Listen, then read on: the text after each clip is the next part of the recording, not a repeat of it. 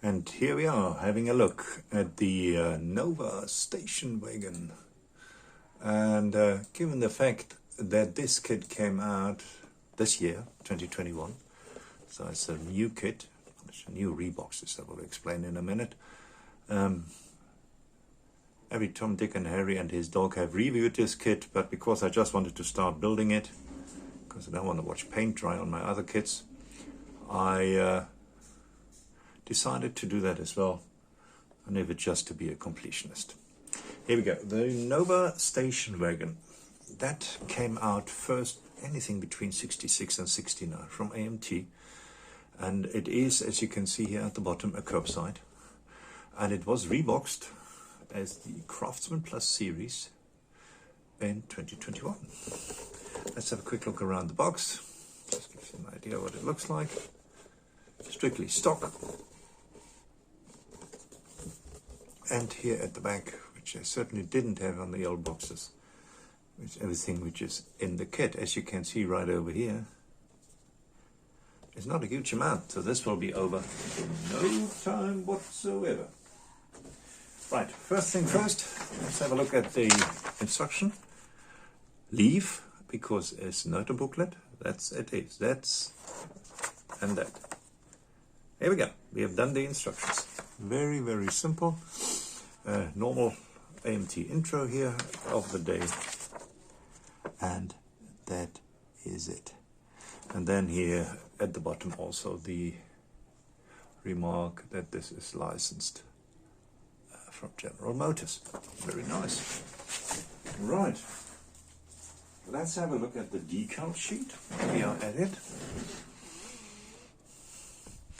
Now that certainly has changed from 1963. I am very sure about that. This is a very nice decal sheet. You have a Groothuis grocery service, you have a telephone repair, bill ringers will put the phone back in your phone. So they are very, very nice decals, which obviously you can then also use on some other builds, because you're not going to use them all on this car. It has dash decals right over here. It has Nova decals, it has Chevy decals. So this is all stuff which I very much doubt was packed in the original kit. So I am very much sure that this is an improvement of the Reeboks. Love those decals. Very, very nice. And then let's have a look at the tires, white walls, right over here, or you can have the black walls. Typical thread, looks like the old pulley tires. Hardish. You're not gonna put them over something, so you have to build your wheels with the tires. You can't put the tires on afterwards, that I can tell you. But very, very nice. I'm sure they also weren't like this part of the 1960s kit. Then the other thing have a look at is the glass. I'm not going to unpack it, but the thinness of the glass tells me that this has been redone for the 2021 reboxing.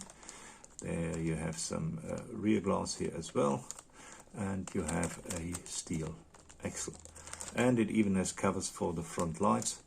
That's normally not something which you will see in cars of this vintage.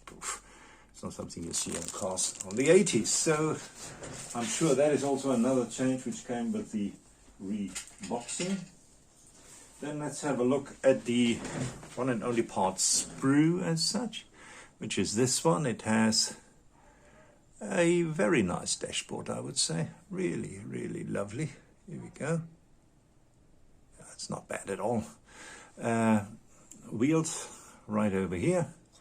Here is the bonnet or hood, depending where you're from. Back seat right over here. As you can see, there's no flash on this whatsoever. Well, if it is the old forms, they obviously haven't been used extensively. And this probably is my very first kit coming with a squirrel. Here you go, with a squirrel in the kit. Right, that is that. And then you have some other parts which are obviously somewhat important. We have chrome tree, I'll take that out. Very nice wheels over here. Look at that. You like that? I do. It has a mirror, and especially the outside mirror, I'm sure was a $16 option. Light covers and a front grille with bumper and a rear bumper right over here. So that's pretty cool. And chrome doesn't look bad at all. No. Probably want to tone down probably the wheels, but the rest I think you can just leave like that. Then we have the pan.